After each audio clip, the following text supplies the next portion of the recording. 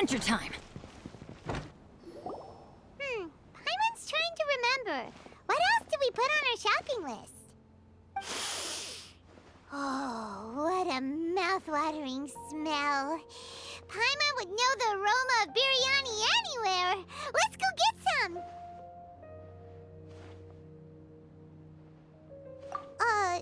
We can still add it to the list. Well, if it isn't the Traveler and Paimon. Wasn't expecting to see you here. Hello there. Oh, it's been quite a while. Huh. So you two are still hanging out together. Dehya, didn't you say last time that you were gonna head back to the desert? I said I was going to resign from being her bodyguard, not that our friendship was over. We're still the best of friends. The Homayanis also still post jobs from time to time. Their pay is always generous, so me and the other mercs never pass them up. I told Dehya to just stay at our place when she took one of those jobs a few days ago. My parents were delighted. They even said that it always felt like we were missing someone whenever Dehya wasn't around. That sounds like something they would say, all right. They're always so welcoming. Anyway, the job is already taken care of, so I was gonna head back to the brigade as soon as I finished a little shopping. But the master kept insisting, and I ended up staying for another day. You can stay for as many days as you want, Dehya. Father hasn't even gotten around to treating you to his best dishes yet. You know I'm not the kind of person to stay put in one place like that, my lady. Don't worry, though. There'll always be next time. What? She said they'll treat you to the best dishes! Paimon can't believe you can still refuse that! But wait. Didn't you say last time that you would take me on a trip to the desert? Why don't you just take me with you today, when you leave? There are so many places I still haven't visited yet. I'm sorry, my lady, but no can do. There's still a few things I need to take care of back at the brigade. Besides, the desert hasn't exactly been the most peaceful place lately. Oh, come on. Not this again. That's also what you said last time and the time before that. I know, I'm sorry. Just give me some more time, and I promise I'll plan the best trip ever for you. All right, fine. To be perfectly honest, it's not that I wanted to go, it's more like I feel like something is off about you lately. Ever since you first set foot on the estate a few days ago, you've been acting anxious and even paranoid. Have you been delaying our trip because you've run into some kind of trouble? Nah, are you kidding? You're worrying too much. Would you swear on that? Friends shouldn't lie to each other, you know. I wouldn't pry any further if you're willing to swear on what you just said. But if something really is bothering you, then just tell me. You know I'll help you however I can. Oh, looks like Dunyarzad was onto something.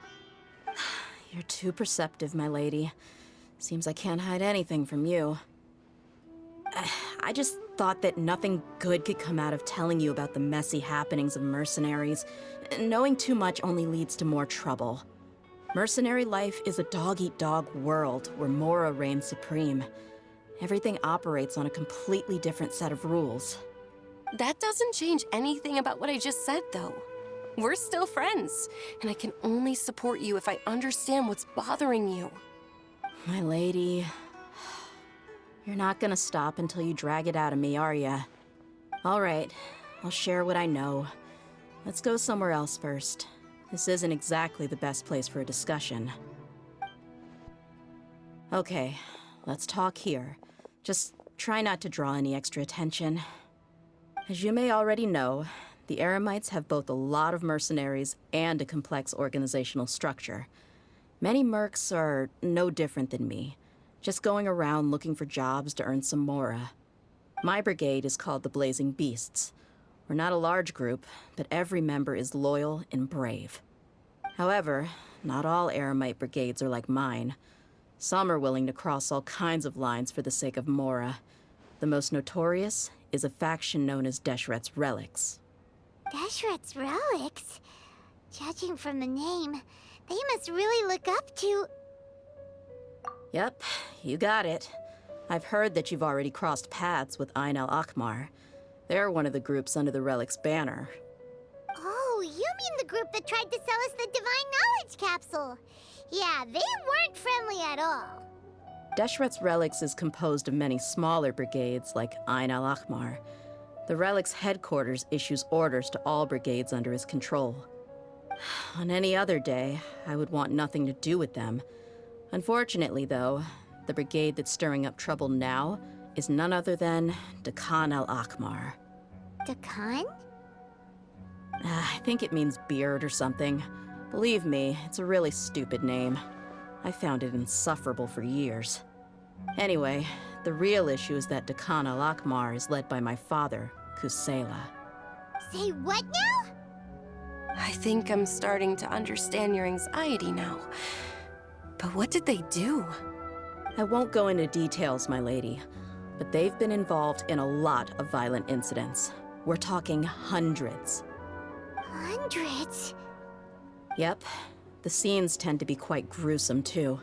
They strip the victims of all their valuables before murdering them. Not only have they targeted merchant caravans and ordinary citizens, but other mercenary brigades as well. That's beyond terrible. They won't even spare their own kind. I don't know how Deshret's Relic sees it. All I do know is that Dakan al-Ahmar has become more and more aggressive over the last few years. If I don't do something about them, then even my brigade or the people of Aru village could become their next target. I just wish I knew what's driven him to do this. Yeah. How can your father do such terrible things? I don't know. People change. He's always been pretty pathetic. But at least in the past, there were still a few lines that he wouldn't cross. That's setting the bar pretty low. I mean, if he was even remotely decent, then why would I have to leave the brigade and cut all ties with him? He was loud and foolish, with no real sense of purpose. Instead of doing anything useful, he spent most of his time drinking and chasing after women. Of course, the other brigade members were just like him. Their ruckus would go on night after night. Sounds like a nightmare. What about your mother? Did she ever step in to stop them? Unfortunately, I never knew my mother. I'm sorry, Dehya. I didn't know. It's all right, my lady. That's pretty common in mercenary circles. Didn't I mention that my father was chasing after women? I was the result of one of those encounters with some random person. He told me that he wasn't sure who my mother was. And in any case, she never came to see me. He'd say, "You'll be fine as long as you remember to stick with Dad." But even then, he left most of the parenting to the brigade. The one thing I do remember is that he used to tell me stories. But the problem was that he had terrible taste. He only knew a few stories, and even those tended to be pretty stale. They were tales of desert warriors defeating dragons in the forest, or stories of mercenaries rescuing princesses from rebel armies. Sounds like your typical fairy tales. More or less, yeah. They were interesting maybe the first or second time around, but after about 20 repeats, they started to get a little dull. He seemed to think those stories were the best things ever, though. He was so into them that he'd call the whole brigade over and make them perform the whole thing as a play. Even the toys he gave me would all be story props. I'd get helmets, shields, and toy swords. It was only much later when I realized that the shows were more for him than they ever were for me. What an interesting guy.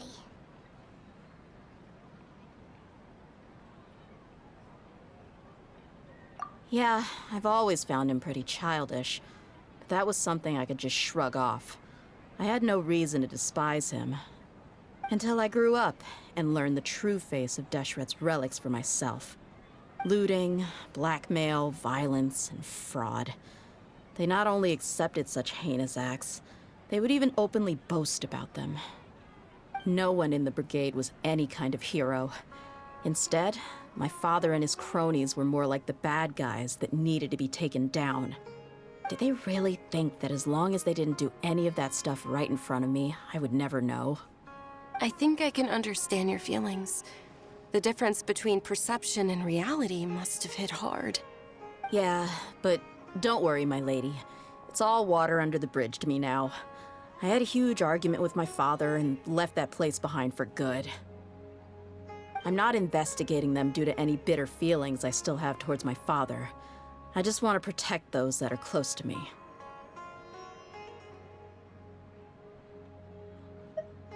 Yeah, I told the boys to gather as much information as they could. Most of the reports concern violent incidents, but there's also some talk of smuggling. I see. But isn't this investigation incredibly dangerous? It is, but every mercenary lives life on the edge. It's a lifestyle that I enjoy. That may be true, but it'll be impossible for those who care about you not to worry. Well, now you get why I didn't want to share any of this with you. What should we do? They both have valid concerns. Huh? But there's no need for you to get caught up in this mess, too. Well, he's super tough, so if he went into the desert with you, then Paimon bets the problem will be solved in no time. I'm inclined to agree. I'd feel a lot more at ease if you took him along to help. I'll wait for news from you in the city until then. Please, stay safe. I'm honored that you care so much for me, my lady. All right, then let's get moving. Our first stop will be Caravan Rebot, where we can catch up a bit with my fellow mercs.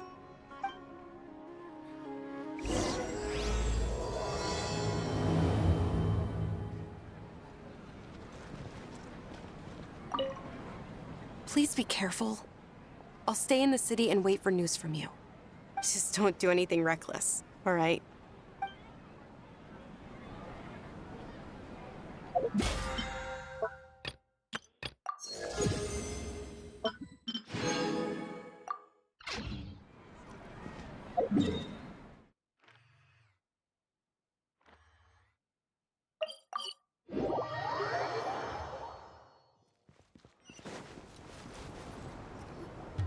Hey, Dehya, you're back.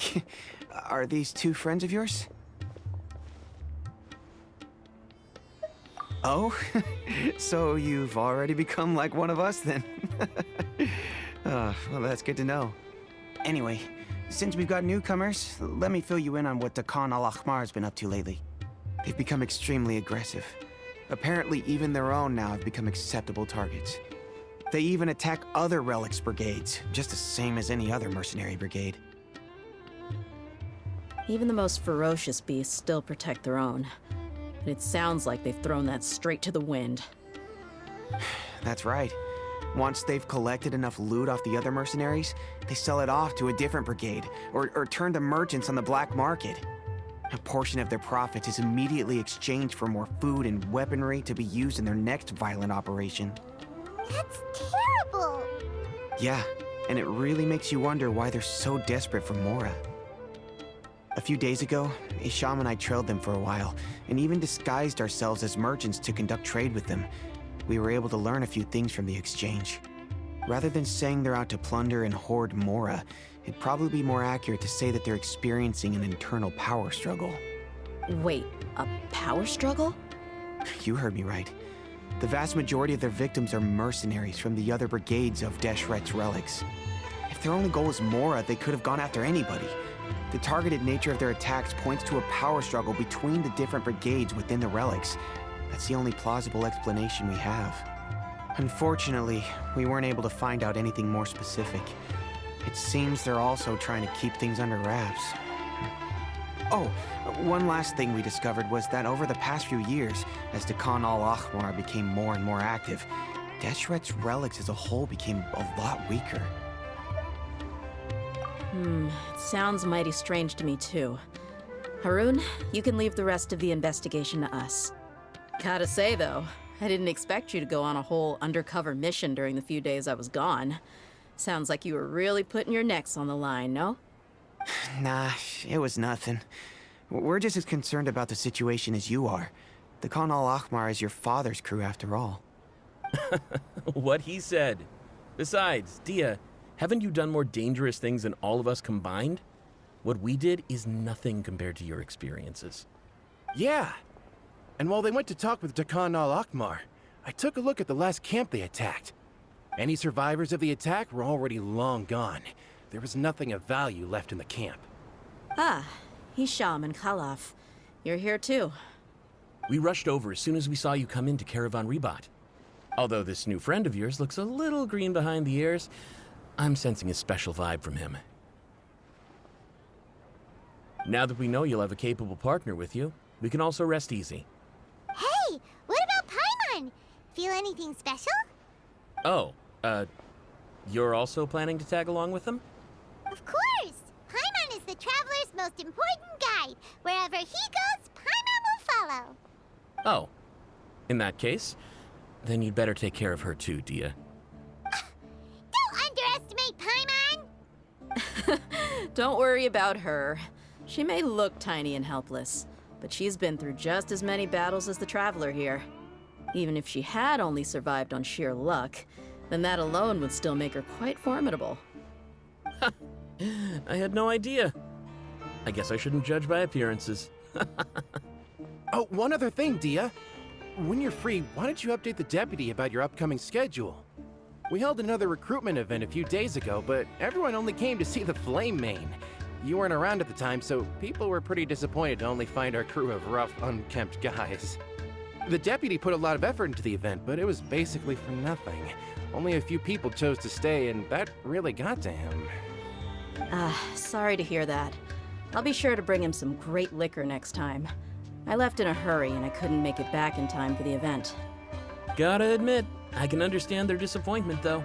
You're our brigade's main selling point, after all. Now, if only the deputy could figure out a way to bring a few more smoking hot members into our ranks. Keep dreaming. Remember the last time I invited a couple gals into the brigade? You all just froze up with your mouths gaping like a bunch of scarecrows. The awkward silence and weird expressions left quite the impression on them. They were originally interested in joining us, but after that, they both told me they were too uncomfortable to stick around. Hey, didn't we agree to never bring that up again? Huh? Wait, are you serious? Why have I never heard about this? I don't think you were part of the brigade yet. Are you kidding me? I missed a once-in-a-lifetime moment like that and you weren't even gonna tell me? All right. We can tell you about it later. Now's not the time. Hey, don't you try to change the subject. You and Hisham get your butts over here and tell me everything right now. Are they always like this? More or less. There aren't many rules or graces when it comes to mercenaries. We're used to just speaking our minds. If someone starts getting under your skin, you just yell right back at them. And if that doesn't put an end to it, then you just challenge them to a fight. But we also don't tend to take many things too seriously. Being direct and getting it all out of your system as soon as things come up is better than keeping everything bottled up, never talking about it. That's also why I never spare their feelings when I talk to them. If I want to laugh, I'll laugh. If I'm angry, then I'll unload on them. It's hard to stop once you get used to it. Though, I can never do that when I'm with the Homayanis. Hey, knuckleheads! Can you at least tell me the rest of the intel before you go back to your bickering? Yeah, you hear her, Holloff? Told you we gotta focus on the investigation first. I drew up a map. Right here's the spot. There you'll find the merchant caravan responsible for getting rid of Dekhan al-Ahmar's looted goods. All you gotta do is wait and ambush them in the evening. They'll have no idea what hit them. Perfect. Thanks for that. Be sure to pass my regards to everyone else in the brigade as well. Will do. You stay safe, Dehya.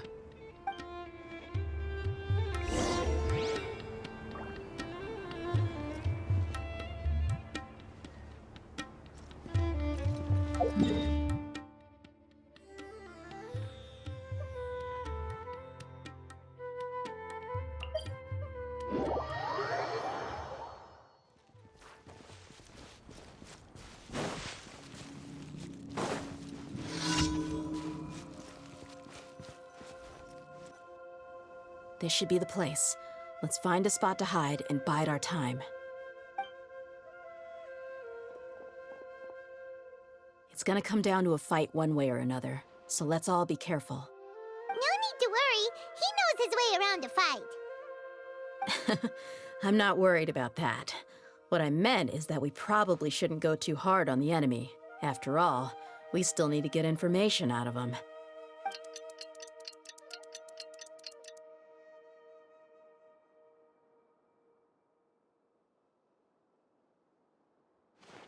Ah, here they come. You ready?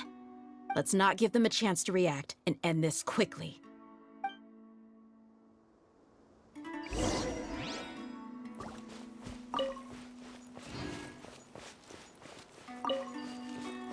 That's close enough. Feeling lucky today? Take that! Love the jungle. Careless. Gather. Keep back. The show begins! I'll get back.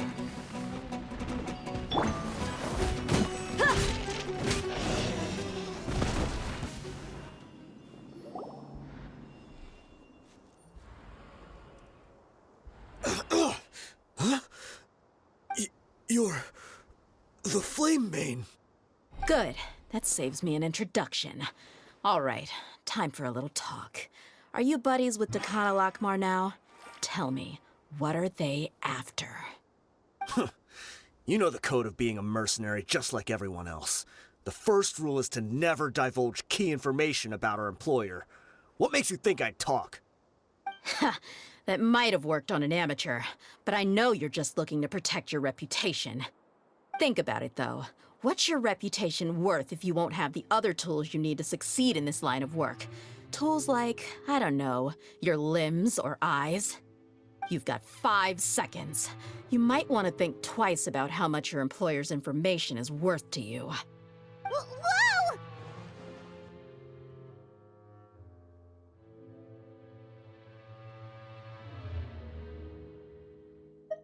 I'm not joking around. We can do this the easy way or the painful way.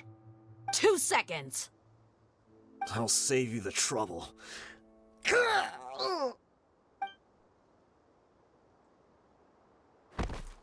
Huh? Are you crazy? He tried to bite off his own tongue. Quick, search the area for any first aid supplies.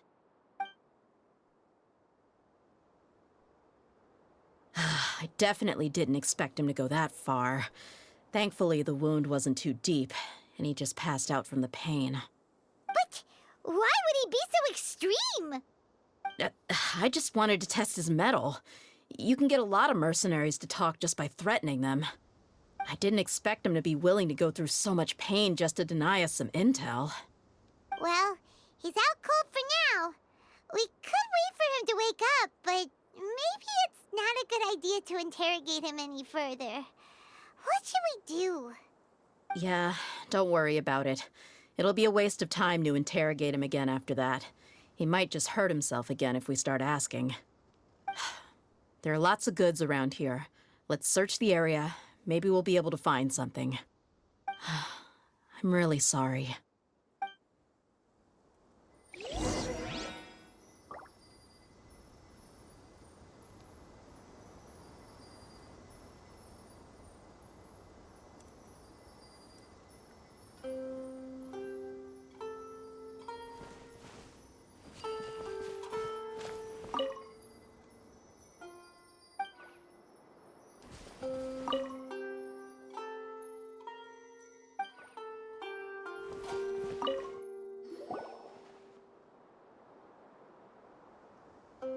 We found a piece of paper with a bunch of names on it. Maybe it's a record of something. Let me take a look. If this really is a merchant caravan, they should have a record of their transactions. Yep. I see an entry for Dakana Lakmar right here. Kusela, Idrisi, Bashar, and Takriti.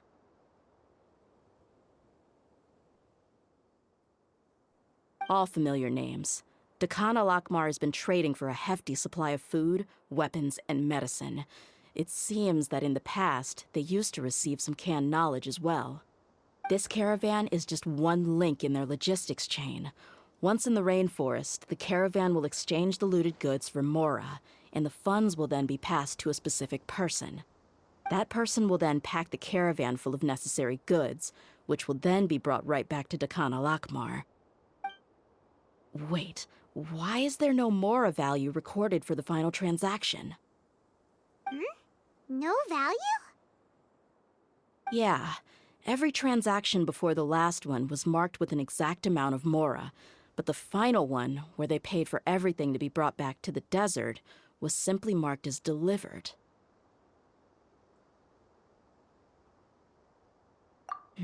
Perhaps. But they couldn't have known how much they would make off selling the loot. Do they not care about profit margins at all? Anyway, the next part's the records of the goods themselves. There are a lot of entries. Everything was probably sourced from the rainforest. Huh? What's wrong? Shazamon Homayani? Homayani? You mean Dunyarzad's family? Could it just be another family with the same last name? I'd be surprised to find someone with the exact same first and last name. Shazamon Homayani is Dunyarzad's father, and the head of the Homayani family. Just what the heck is going on here? I'm sorry, you're right. I'll consider what we found and not jump to conclusions just yet.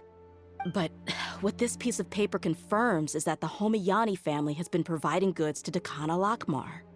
What if the Homayanis have been kept in the dark and don't know they've been trading with Dakan al-Akmar? That's a possibility, but if that was the case, why is this caravan specifically named Shazamon as their person of contact? They could have just as easily bought goods such as food and medicine directly from Caravan Rebot or Port Ormos. Yeah, funding violence and looting. The brigade gets the goods, and he is paid the proceeds from the sale of the loot. But why would he do something like this? It's not like the Homayanis are in need of money. I honestly have no idea. I've been to their estate many times, and I've never noticed anything suspicious. The only potentially large expenditure I could think of would be the treatment costs for Dunyarzad's Elazar. Maybe they borrowed a lot of Mora in the past? But that's still just a speculation. I don't think the Master would stoop so low to make Mora. You're probably right. I know my lady's personality, and she wouldn't deliberately keep something like this from us. But what should we do now? All we found is just another mystery.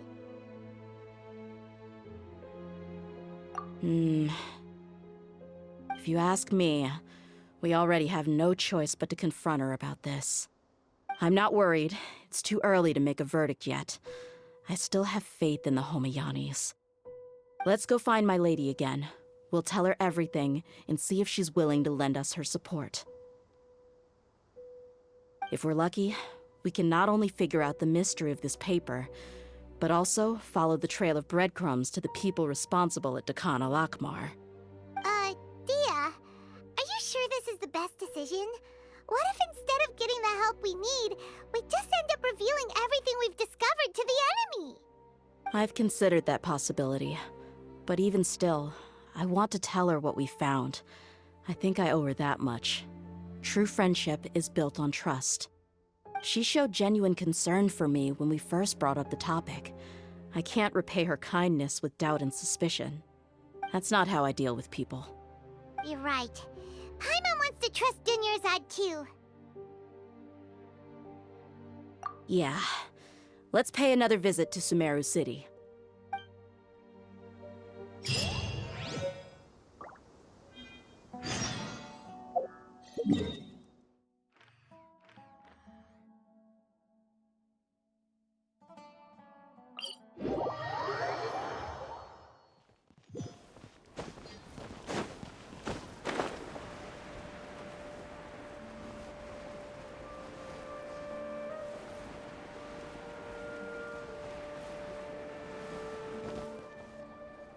We're back, my lady.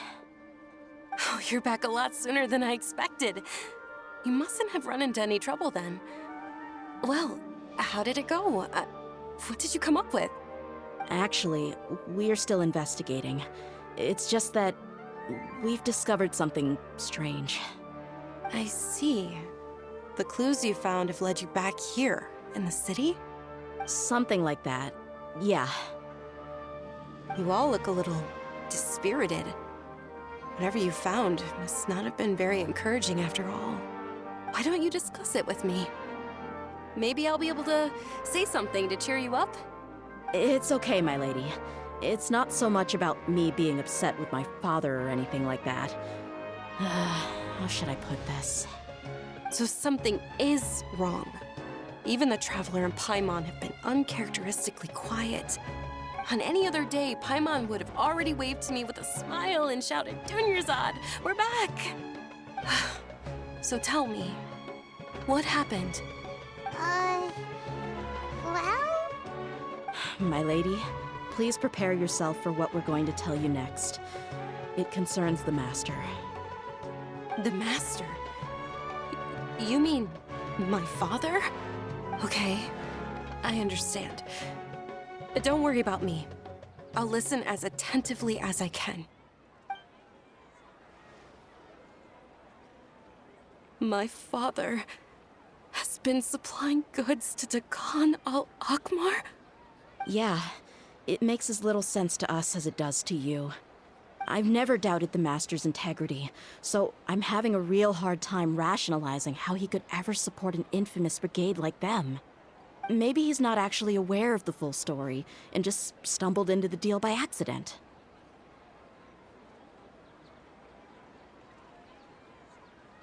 I can't help but agree with the Traveler. Huh? You mean you feel the same way, Dunyarzad? Thank you for sharing all this information with me. Since you've told me everything you know, I should also tell you about some doubts that I've been harboring for quite a while. In the past, I thought that my father hired a bodyguard for me so that I wouldn't run away and get lost.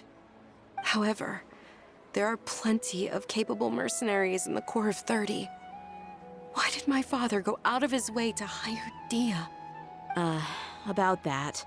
Well, the Homayanis really needed bodyguards, so they reached out to the Blazing Beasts. Later, the Master told me that I was one of the best mercenaries he'd ever seen, and that I should stick around to become one of his bodyguards. He offered me a pile of mora, so I just signed on. Well, but that didn't really answer my question. Just think about it. Why did my father specifically reach out to the Blazing Beasts? Maybe the Corps of 30 just didn't have anyone available, or maybe someone recommended us. I've never given it too much thought. I think I get what you're saying. You'd think none of this was a coincidence. Precisely. At first glance, nothing seems strange or out of place. But there are many parts of the story that don't actually make any sense. If my father had always been in contact with Dakan al-Akmar, then it would make sense for him to bring Dehya into our house. You mean the goal all along was to get Dehya to be your bodyguard? No, that's too much of a stretch. I cut all ties with my father a long time ago. He has no control over my life anymore. But that still doesn't rule out the possibility that your father has still been trying to influence your life without you knowing. So, the Master was not likely an innocent victim in all of this? Sorry we put all this on you so suddenly, Dunyarzad. It's okay, Paimon. I should actually be thanking you. Regardless of his reasons, if my father has truly been funding a violent group of mercenaries, then it's my duty to bring him back to reason. But is that really the right thing to do? My father has committed many atrocities and deserves all the punishment that he has coming to him. I have zero sympathy for him. You may call me an ungrateful child, but my feelings will remain the same. However, the Homayani family has treated me with nothing but generosity and kindness. If we decide to investigate this further, we could end up implicating the entire Homayani family. I would be biting the hand that's fed me over all these years. Dehya. It's all right, Dehya. If anyone were to ask, you could always just say that I'm the one who instructed you to get to the bottom of this. You don't have to do that, my lady. I'm not conflicted because I'm afraid of taking responsibility. Besides, you're the one we should all be worried about right now. Hey, it's still too early to give up hope. What was that thing about friendship again?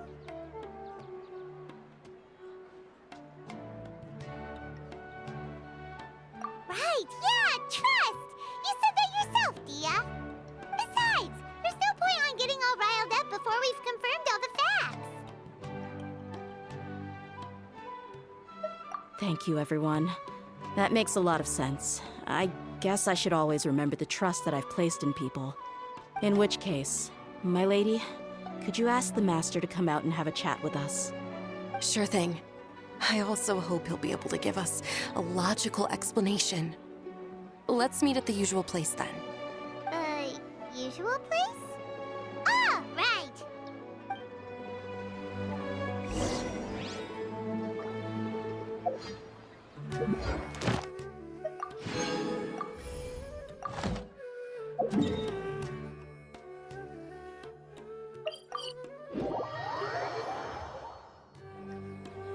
Thank you for coming, sir. Please allow me to introduce these two. This is the Traveler, and next to him is his travel companion, Paimon. Ah, yes. My daughter has mentioned them from time to time. It's a privilege to finally meet them in person. But we may skip all the pleasantries for now. What is the important matter you wish to discuss with me today? Well, we wanted to bring this transaction record to your attention. There's something on this record that we're all pretty curious about. So, that's what you found? Huh. Seems like I can't keep everything from you much longer. If you wouldn't mind, we'd like an explanation. Well, it's a long and difficult story. And to be perfectly honest, I'm not sure if I'm doing the right thing. What I do know, though, Dehya, is that the truth will bring you no solace. If anything, it will likely cause you a great amount of anguish. Wait, me? Yes. I understand perfectly why you came to see me. And I am touched by your collective commitment to do the right thing. But knowledge always comes at a price. And sometimes, as they say, ignorance is bliss. Your father, Kusela, and I both believed that. Of course, you have the right to seek and learn the truth, but I must warn you. The facts of this matter may reduce everything you've built for yourself into sand, blowing in the wind. If you must proceed, then Kusela's heartfelt efforts will also fade into the wind like a fleeting mirage. His heartfelt efforts? I'm sorry, sir, but I'm not sure I follow.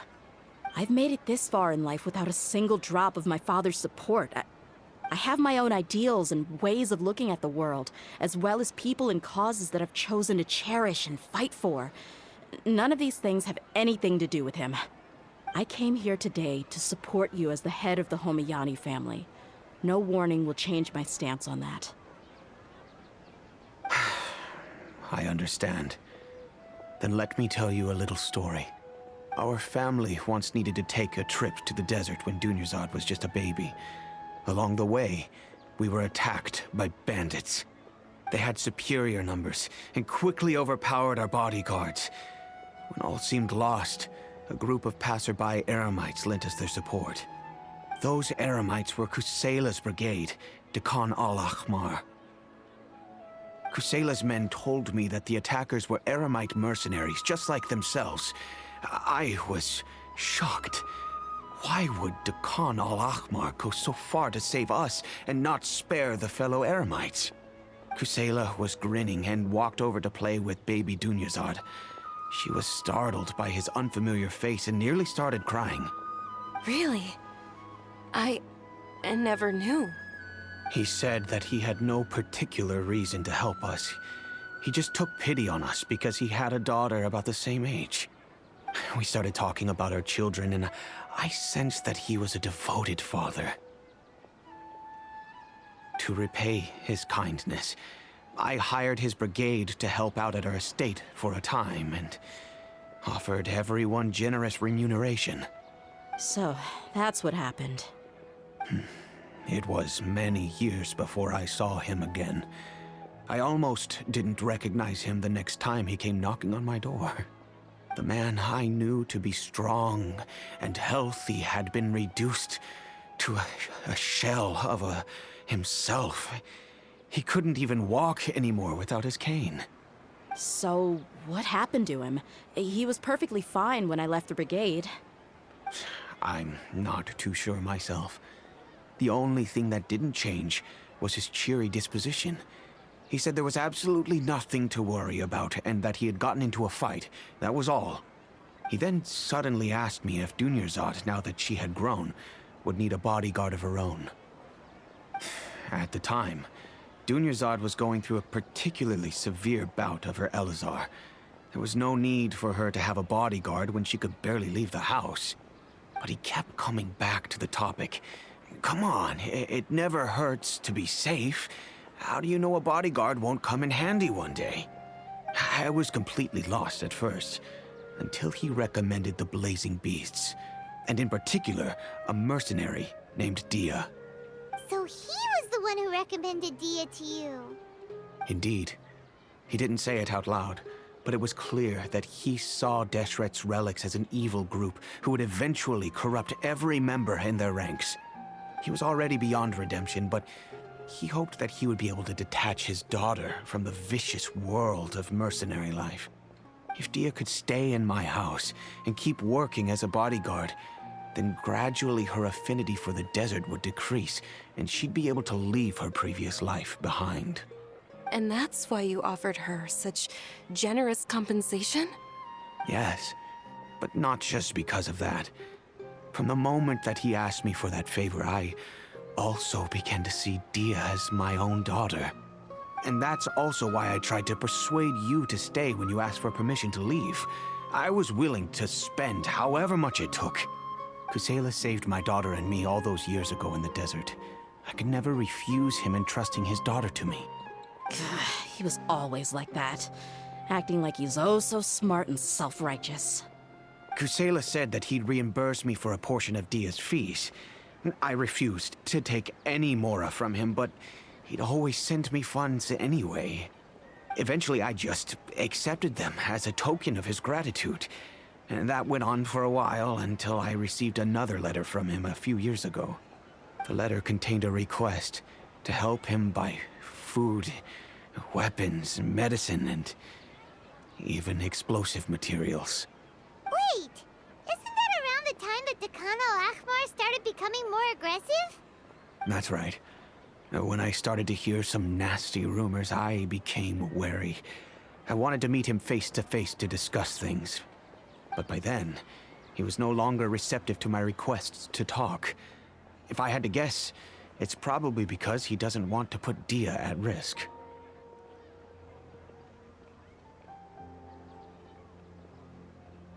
That thought occurred to me as well. I figured that he probably came to me for help because he had nobody else to turn to. After some deliberation, I decided to send him some food and medicine. I turned down all his requests for explosives and weaponry. I am aware that even such a reduced gesture of support could lead to others coming to harm, but I could not simply reject his plea for help. In the end, it probably was the wrong decision. I plugged my ears to the rumors and just chose a solution that made me feel least guilty about myself. If you can, please tell me where he is now. None of the things he's doing right now make any sense if he's just trying to keep me from getting tangled up in his world. If all he wants to do is steer clear of me, then maybe he shouldn't have brought me into this world in the first place. Oh no. Dehya, please don't feel that way. I'm just angry because I can't wrap my head around any of his actions.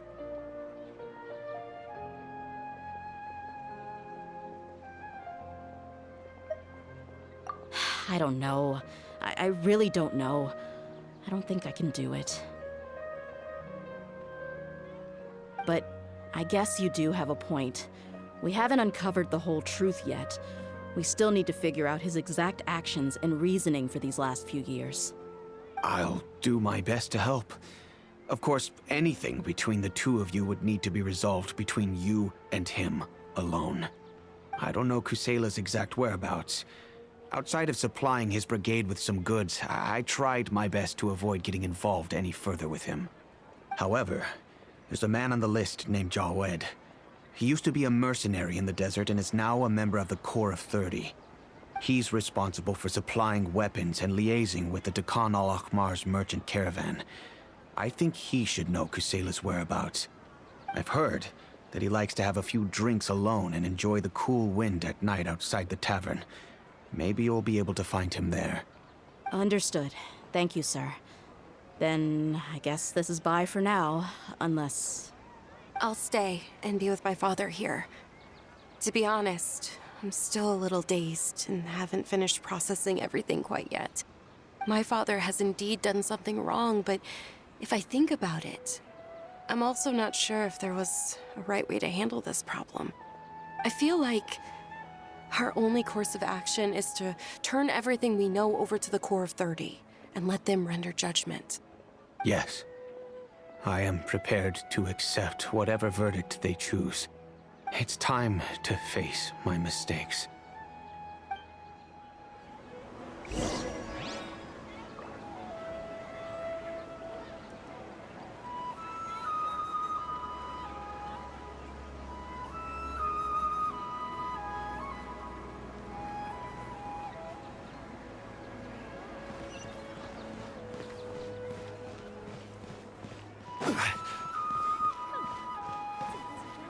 Ad Astra.